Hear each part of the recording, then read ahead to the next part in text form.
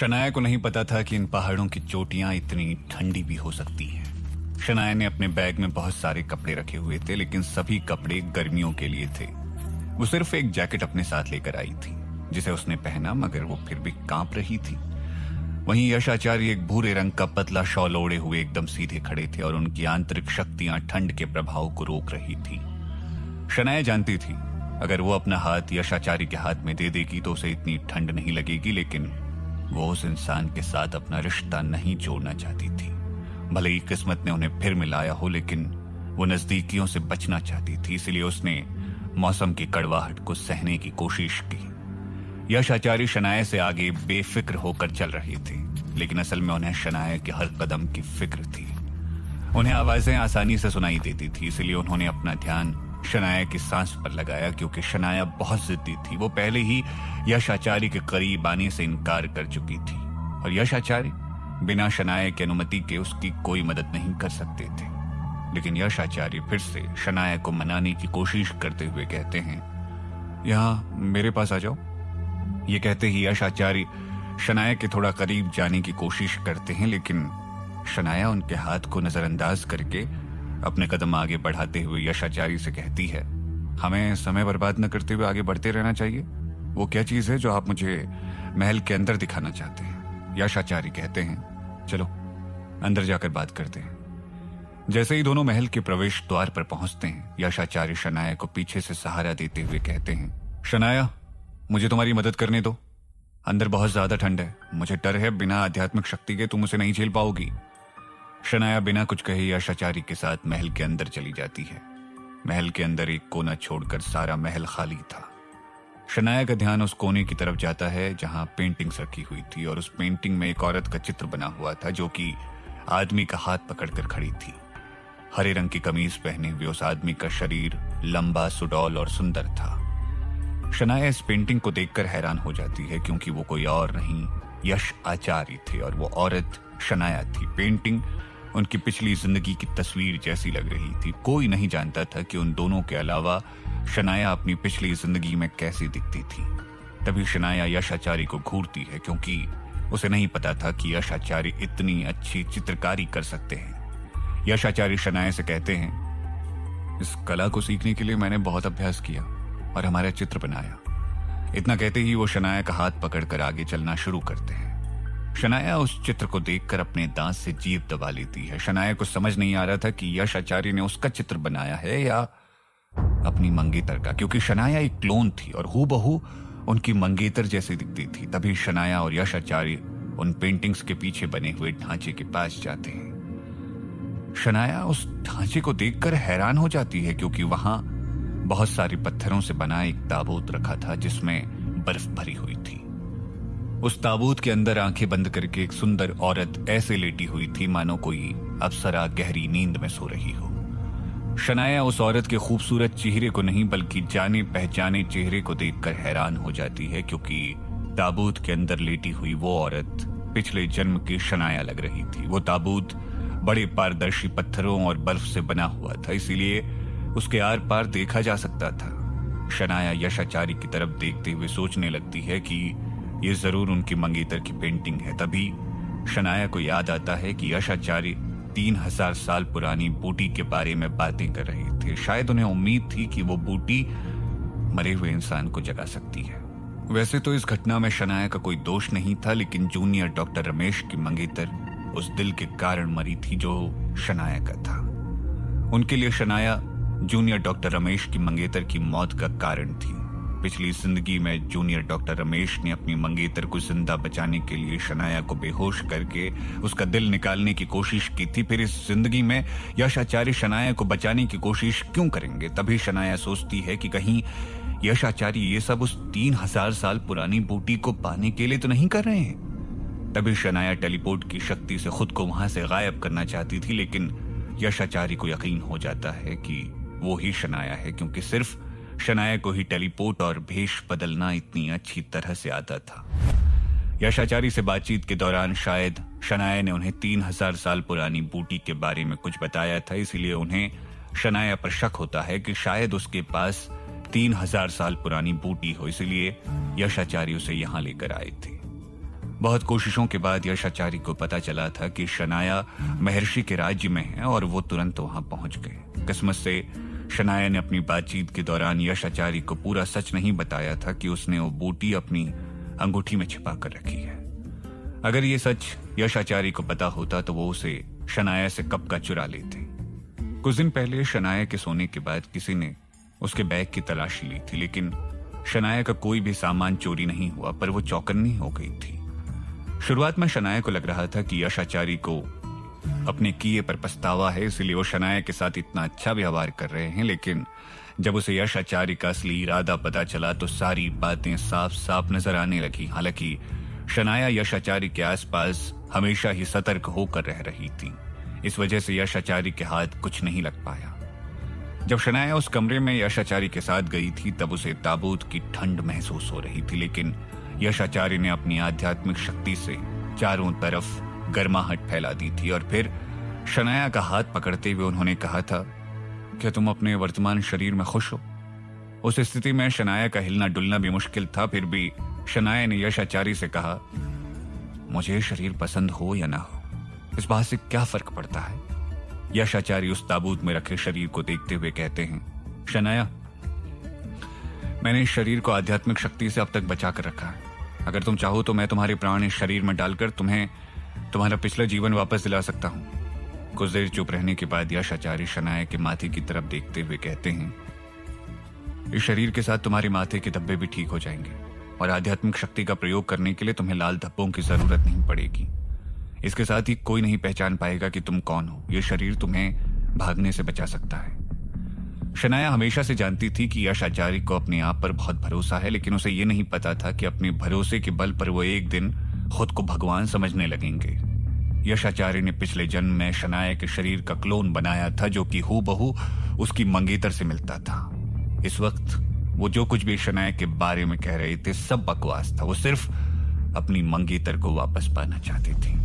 यशाचारी के शरीर में एड्रेनलाइन का असर शनाया महसूस कर सकती थी। तभी शनाया मुस्कुराते हुए यशाचारी से कहती है, तो आप मेरी आत्मा को शरीर के अंदर रखना चाहते हैं? कैसे? मुझे नहीं पता था कि आप ऐसा भी कर सकते हैं। यशाचारी तुरंत जवाब देते हैं, इस शक्ति का प्रयोग मैंने अपने पिछले जन्म में भी किया था, जिसमें मैं सफल रहा। शनाया हैरान होकर पूछती है, पिछले जन्म में भी? यशाचारी कहते हैं, हाँ मैंने किया था। साधनों की कमी के कारण मुझे समय लगता था, लेकिन तुम्हारे लिए इतना मुश्किल नहीं होगा, क्योंकि आज सारे साधन हैं। मैं तुम्हारी आत्मा को निकाल कर इस शरीर के अंदर डाल दूंगा। शनाया फिर पूछती है, किस तरह के साधनों की आप बात कर रहे हैं? यशाचारी कहते हैं, साधन जैसे बारिश का पानी। कहते हैं ना, जब आप अपनी मदद करते हैं तो भगवान आपकी मदद करने लगता है। मुझे सारे साधन मिल गए हैं, सिर्फ एक की तलाश है। उसके मिलते ही ये काम सफल हो जाएगा, बस वो जड़ी बूटी मिल जाए। शनाया फिर से पूछती है, कौन सी जड़ी बूटी? यशाचारी उत्साह के साथ कहते हैं, एक 3000 साल पुरानी बूटी, और वो तुम्हारे पास है ना? ये कहते ही यशाचारी शनाया के भाव पढ़ने की कोशिश करते हैं। शनाया ने यशाचारी से इस बात की उम्मीद नहीं की थी। उन्हें सिर्फ अपने फायदे के लिए शनाया का साथ देना था। ये सोचकर शनाया उदास हो जाती है। तभी शनाया मुस्कुराते हुए यशाचारी से पूछती है, मैं अपने शरीर बदलने की प्रक्रिया के बारे में जानना चाहती हूँ। क्या आप मेरी आत्मा को शरीर में डालने से पहले मुझे मारेंगे? क्योंकि बिना मरे आत्मा शरीर नहीं छोड़ सकती है। यशाचारी को सोचते हुए शनाया को जवाब देते हैं, नहीं, मुझे इस प्रक्रिया के लिए तुम्हें मारने की जरूरत नहीं है। मैं सिर्फ तुम्हें बेहोश करके तुम्हारे शरीर से आत्मा निकाल दूंगा और उस शरीर में डाल दूंगा। तब शनाया को एहसास होता है कि यशाचारी उस बूटी को लेने के साथ साथ शनाया को मारना भी चाहते थे। यशाचारी की ये योजना उनकी पिछली रणनीति से कहीं ज्यादा अच्छी थी। शनाया फिर से उस ताबूत की तरफ देखते हुए कहती है, यशाचारी, क्या वो पहले आपके शिष्य थी? क्या आपने उसे कभी पहले मार्शल आर्ट सिखाया था? उसे देखकर लगता है कि उसकी उम्र 20 के आसपास होगी। क्या उसने आपके साथ अपने जीवन के कोई पल बिताए थे? उसका व्यवहार कैसा था? यशाचारी कहते हैं, मैंने उसे बनाया था, उसे इस दुनिया में जीना सिखाया था। दुर्भाग्यवश वो अपना जीवन पूरा नहीं जी पाई। शनाया पूछती है, आप उसके और मेरे दिमाग की क्षमता को कैसे एक करेंगे? क्या उसमें कोई आध्यात्मिक शक्ति थी? शनाया के सवाल ने यशाचारी को हैरान कर दिया था। जिंदा इंसान के दिमाग को एक मरे हुए इंसान के दिमाग से मिलाना बहुत अलग बात थी। अगर वो शनाया का शरीर होता तो शायद ये संभव था। हालांकि शनाया को शरीर के आधार पर ही बनाया गया था। तो भी इस बात की भी संभावना हो सकती थी कि यह प्रक्रिया असफल रहे। एक लंबी सांस भरते हुए यशाचार्य कहते हैं, मैं तुमसे झूठ नहीं बोल रहा हूं। जिस दिन मैंने उसे बनाया था उसमें कोई जान नहीं थी। मुझे पता था कि सिर्फ तुम ही शरीर के लायक हो, इसलिए मुझे नहीं लगता कि किसी तरह की कोई गड़बड़ हो सकती है। इसके अलावा यह शरीर अन्य आत्मा के संपर्क में न आ जाए, इसलिए मैंने इसे यहाँ छुपा कर रखा और इसकी पूरी तरह से देखभाल की। शरीर को ताज़ा रखने के लिए मैं लगातार जरूरत की चीजें देता रहा ताकि जब भी इस शरीर में प्राण डाले जाएं तो कोई समस्या ना हो। इतना ध्यान रखने के बाद जरूर यह शरीर तुम्हारी आत्मा को अच्छे से अपना लेगा। शनाया फिर पूछती है, मैं आपकी बात का भरोसा करती हूँ, फिर भी मैं जानना चाहती हूँ कि अगर ये काम सफल नहीं हुआ तो क्या हो। यशाचार्य अपने गुस्से को रोकते हुए शनाया से कहते हैं, मैं तुमसे वादा करता हूं यह कार्य जरूर सफल होगा। तब अचानक शनाया कहती है, आप इसलिए कह रहे हो क्योंकि इसकी असफलता पर आप नहीं मरेंगे। इस बार शनाया ने अपने जज्बातों को काबू करने की जरूरत नहीं समझी। ये देखकर यशाचार्य हैरान हो गए और वो दबी आवाज में शनाया से कहते हैं, तुम्हें क्या हो गया है? तुम पहले ऐसी नहीं थी।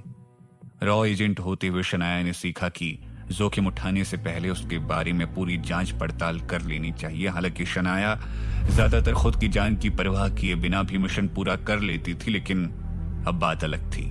जब तक शनाया को जूनियर डॉक्टर रमेश की बातों पर भरोसा था, वो उसके लिए मर मिटने तक को तैयार थी, लेकिन वो भरोसा अब टूट चुका था। यशाचार्य फिर एक बार कोशिश करते हुए शनाया से कहते हैं, अगर तुम अपना शरीर बदलने को तैयार नहीं हुई हो तो कोई बात नहीं, लेकिन बिना शरीर बदले तुम्हारे माथे का लाल निशान नहीं मिट सकता है, जिसके कारण तुम कभी भी उस आध्यात्मिक शक्ति को नहीं पा सकोगी जो तुम्हारे अंदर दबी हुई है।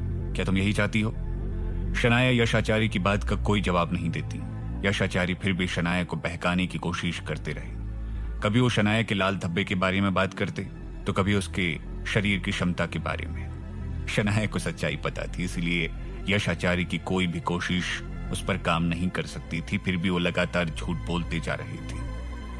शनाया को यह देखकर हैरानी हो रही थी कि यशाचार्य खुद को क्या समझ रहे हैं। शनाया को झूठे प्यार का नाटक बिल्कुल भी पसंद नहीं था, लेकिन यशाचार्य ने फिर से शनाया को अपना झूठा प्यार दिखाने की कोशिश की। नफरत से शनाया का खून खौल रहा था, जिससे उसकी त्वचा लाल हो गई थी। शनाया का मन कर रहा था कि इसी वक्त वो यशाचार्य के सीने में छुरा भोंक दे, हालांकि वो ऐसा नहीं कर सकती थी। भावनाओं में बहकर कुछ भी करना हमेशा गलत होता है और अपनी वर्तमान स्थिति में शनाया यशाचार्य से लड़ने के लिए तैयार नहीं थी, इसलिए जल्दबाजी उसे नुकसान पहुंचा सकती थी। इसलिए शनाया मुस्कुराते हुए यशाचार्य से कहती है, यशाचार्य, इस बात से कोई फर्क नहीं पड़ता है कि मैं इन लाल धब्बों के साथ जीना चाहती हूं या नहीं। मेरे लिए सबसे बड़ी बात यह है कि मैं मरना नहीं चाहती। किसी भी आध्यात्मिक शक्ति से भी बड़ी मेरे लिए मेरी जिंदगी है। कम से कम अभी मेरे पास ये शरीर है। इसके अलावा मैं एक औरत हूं। एक औरत को आखिरकार शादी करनी होती है और मैं हमेशा से ऐसे इंसान के साथ शादी करना चाहती हूं जो मुझे प्यार करे, जिसके लिए मैं कैसी दिखती हूं, मैं कितनी शक्तिशाली हूं, मेरे शरीर में कोई दाग धब्बे हैं या नहीं है, इस बात का कोई मतलब ना हो। आपने जो कुछ भी मेरे लिए करना चाहा मैं उसका आदर करती हूं, लेकिन मैं इसे स्वीकार नहीं कर सकती क्योंकि मुझे बदलाव बहुत डरावना लग रहा है, जैसे आपका प्रयोग मुझे मार डालना चाहता हो। शनाया की बात सुनकर यशाचार्य के हाव भाव बदल गए। उन्होंने अपनी कमर की तरफ देखा जहां एक लाल रंग की थैली लटकी हुई थी। वो थैली निकलते ही यशाचार्य शनाया की तरफ देखते हैं और उसे कहते हैं, एक दिन तुम समझ जाओगी कि यह सब मैंने तुम्हारी भलाई के लिए किया था, पर अभी मैं तुमसे बस इतना चाहता हूं कि तुम मुझे वो 3000 साल पुरानी बूटी दे दो। इस बार यशाचार्य जबरदस्ती शनाया से वो बूटी लेना चाहते थे।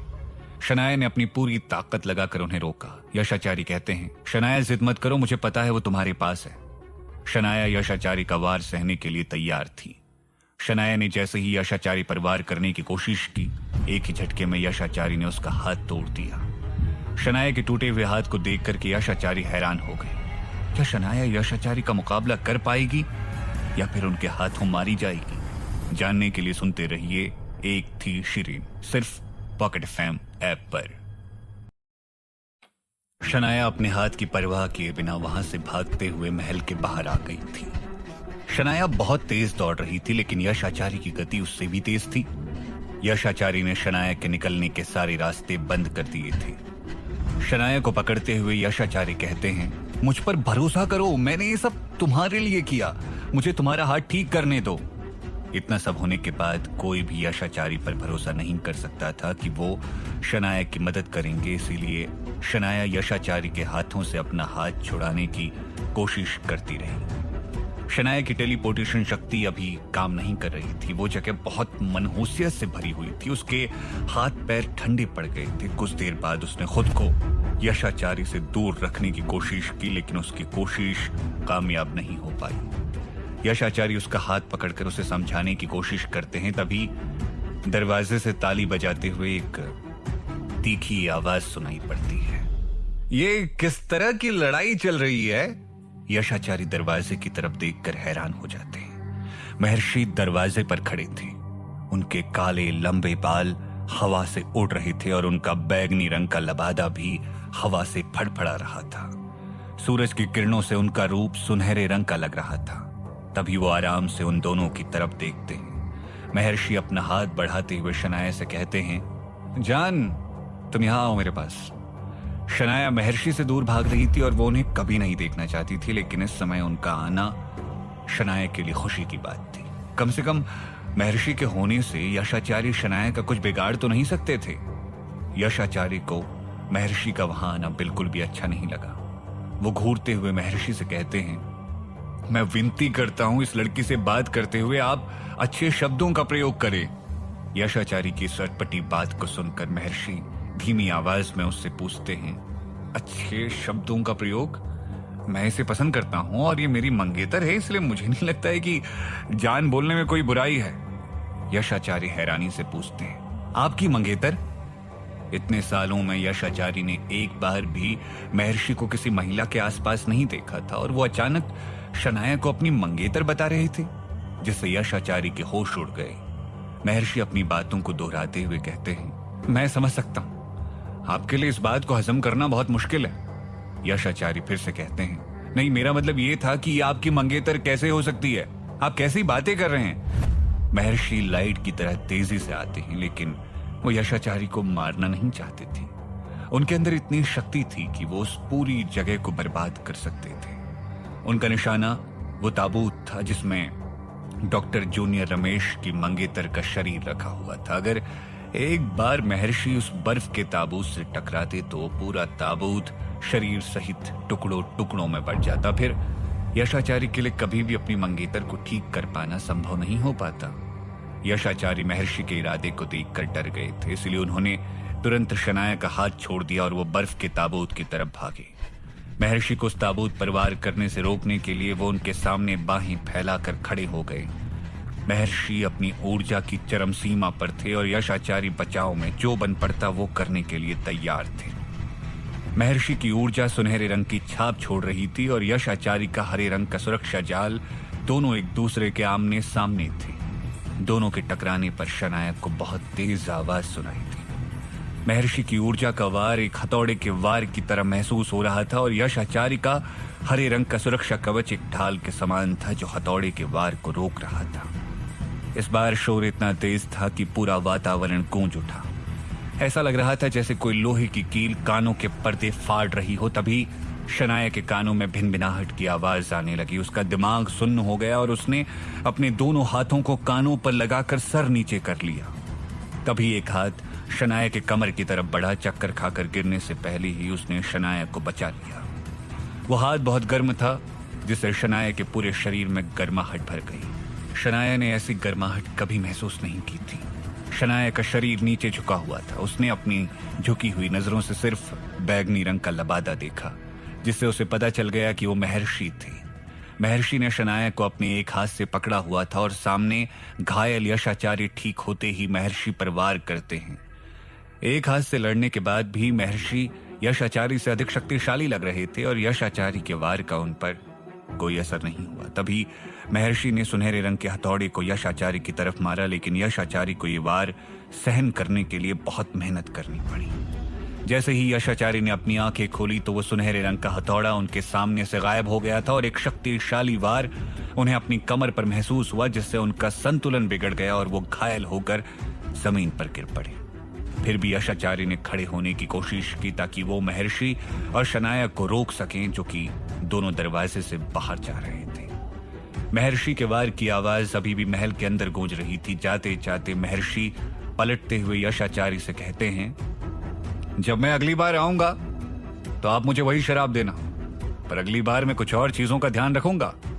उन दोनों को जाते देखकर यशाचारी का चेहरा मुरझा गया। उन्हें महर्षि और शनाया की हल्की हल्की आवाज सुनाई दे रही थी। फिर एक बार यशाचारी ने उठने की कोशिश की और वो दरवाजे तक गए, जहां उन्होंने देखा कि महर्षि शनाया के साथ उस गेंडे में बैठ रहे थे।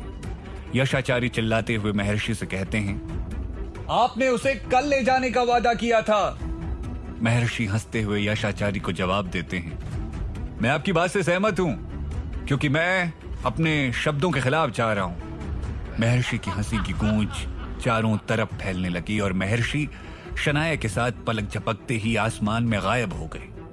अपनी पिछली जिंदगी में शनाया को वो फिल्म बहुत पसंद थी जिनमें फिल्म के एक्टर पक्षियों में बैठकर उड़ते थे और आसमान की सैर करते थे। वैसे ही इस दुनिया में भी उड़ने वाले घोड़े, गेंडे और अनेक पक्षी थे जिनकी सवारी की जाती थी। उस समय शनाया को नहीं पता था कि वो भी एक दिन आसमान की सैर करेगी। इतने कम समय में शनाया इस उड़ने वाले जानवर पर सवार थी जो अपनी सवारी की अनुमति हर किसी इंसान को नहीं देता। गेंडा भले ही घोड़े जैसा दिखता हो, लेकिन वो उससे सुंदर था। साथ ही उसके बर्फ जैसे सफेद बालों में जादुई चमक थी। ये जानवर आसमान में तेजी से आगे बढ़ सकता था। हवा इसके रास्ते में कभी रुकावट नहीं बनती थी। उसके पंख इतने सटीक थे कि वो किसी भी परिस्थिति में उड़ान भर सकता था।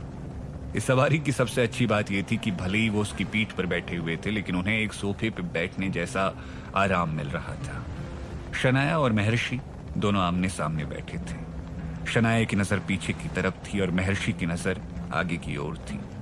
महर्षि ने शनाया और अपने बीच में एक तख्त रखा था। यह तख्त गेंडे के शरीर के समान लग रहा था। इस तख्त की सबसे बड़ी विशेषता यह थी कि यात्रा के दौरान इसमें खाने पीने का सामान रखा जा सकता था। गेंडे ने बहुत तेज उड़ान भरी थी। तभी महर्षि ने तख्त में एक ग्लास रखा और उसे पानी से भर दिया। उस तख्त की विशेषता साफ साफ दिख रही थी क्योंकि ग्लास से बिल्कुल भी पानी नहीं गिरा।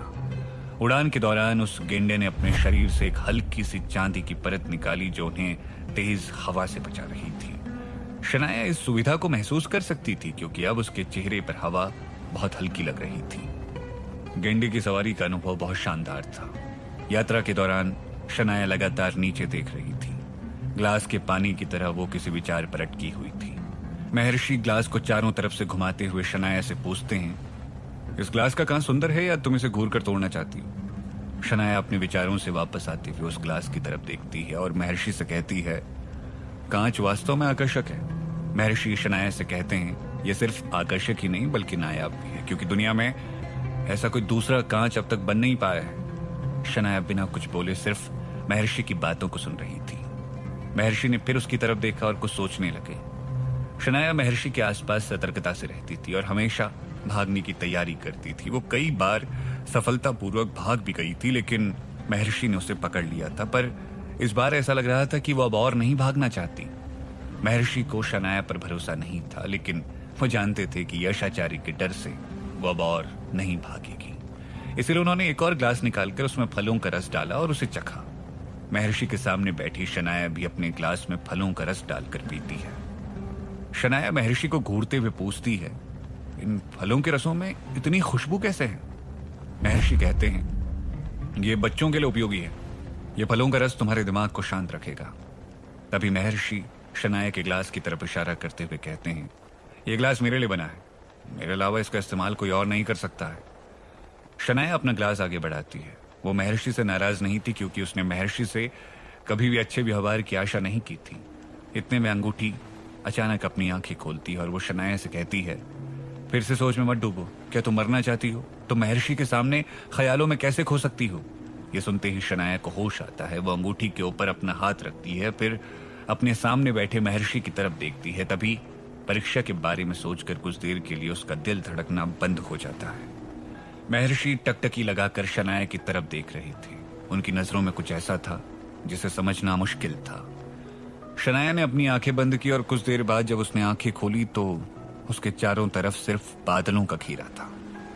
शनाया ये सोचकर हंसने लगी कि अगर कोई महर्षि और उसको इस वक्त साथ में देखकर राजकुमार और राजकुमारी समझे, वैसे ही जैसे कि उसने अपने पिछले जीवन में परियों की कहानियों को पढ़ा था, तो ये कितना अजीब लगेगा। फिर वो सोचने लगी कि क्या परियों की कहानियां सच होती हैं? अगर सच हुई तो इस समय के अनुसार उस कहानी को साजिश भी कहा जा सकता है। महर्षि तख्त पर अपनी उंगलियां थपथपाते हुए शनाया से कहते हैं, लगता है अब तुम्हारी नींद पूरी हो चुकी है ना? मैं बताना चाहता हूं कि तुम पहली इंसान हो जिसने मेरे सामने बैठकर खुली आंखों से सपना देखा है। शनाया महर्षि से कहती है, मुझे माफ कीजिएगा।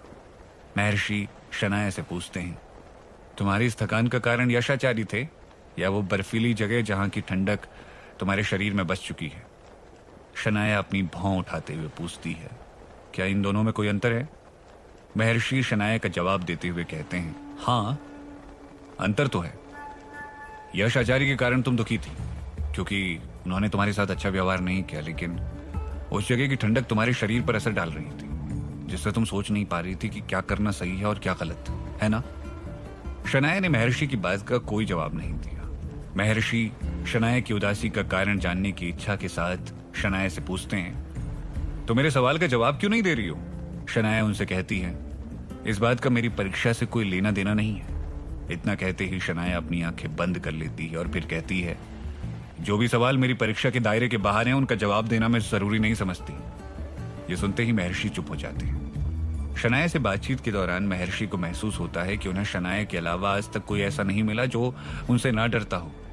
महर्षि शनाया के बारे में सोच रही थी कि पहली बार कोई लड़की महर्षि से नाराज हो गई थी। पहली बार किसी ने महर्षि को जहर दिया था।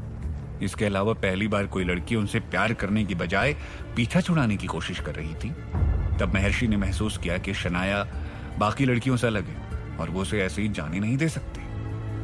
महर्षि ने अपनी उंगलियों को तख्त पर टिकाया। तभी वो शनाया से कहते हैं, ठीक है, मैं तुमसे कोई सवाल नहीं पूछूंगा, लेकिन हम गाना तो गा सकते हैं क्योंकि रास्ता भी बहुत लंबा है। गाते गाते रास्ता कट जाएगा और मुझे उस दिन तुम्हारा गाना बहुत पसंद आया था। शनाया कहती है, क्या आपको डर नहीं लगता मैं आज भी आपको उस दिन की तरह जहर दे सकती हूँ? महर्षि हंसते हुए कहते हैं, मुझे नहीं लगता कि तुम इतनी बेवकूफ हो। महर्षि ने अपने ग्लास से 2 घूंट पानी पीकर फिर अपनी जेब से एक छोटा सा हथौड़ा निकाला और ग्लास पर हल्की हल्की चोट करते हुए एक धुन बनाई। ये धुन सुनने में बहुत अच्छी लग रही थी। धुन बजाते हुए महर्षि शनाया से कहते हैं, गाना गाने में मैं तुम्हारा साथ दूंगा। शनाया ने ग्लास की तरफ देखा। जैसे जैसे महर्षि उस ग्लास पर चोट दे रहे थे वैसे वैसे उसमें से अलग अलग स्वर पैदा हो रहे थे। शनाया के मन में ख्याल आया कि एक वाद्य यंत्र के रूप में ग्लास बहुत अच्छा था। महर्षि की जिंदगी सच में जादुई थी। इस ग्लास को देखकर लगता था कि उन्होंने इसके लिए बहुत बड़ी कीमत चुकाई होगी। शनाया ने देखा कि महर्षि ने एक शराब की बोतल निकाली। हालांकि वो बोतल देखने में बहुत छोटी थी, लेकिन उसका ढक्कन खोलते ही उसमें से जानी पहचानी खुशबू आ रही थी। इसीलिए शनाया पूछती है, आपके पास ये शराब कहां से आई? महर्षि शनाया का जवाब देते हुए कहते हैं, इसकी खुशबू बहुत अच्छी थी और मुझे पसंद थी, इसीलिए मैंने यश आचार्य के घर से एक और बोतल ले ली। शनाया कहती है, मुझे लगा था कि वहां एक ही बोतल थी। महर्षि कहते हैं, सचमुच ये एक ही बोतल बची हुई थी, इसीलिए मैंने अपने पास रख ली।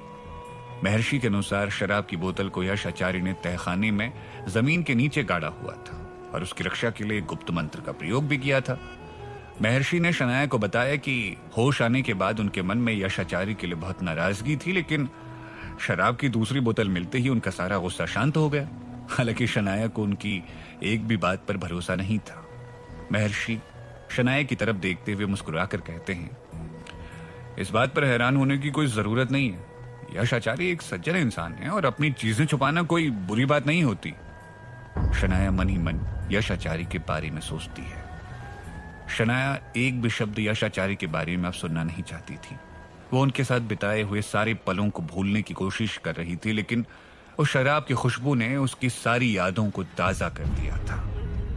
महर्षि के अनुसार क्या यश आचार्य सच में एक सज्जन व्यक्ति थे या उनका असली रूप शनाया के सामने आना भी बाकी था? जानने के लिए सुनते रहिए एक थी शिरीन, सिर्फ पॉकेट एफएम पर।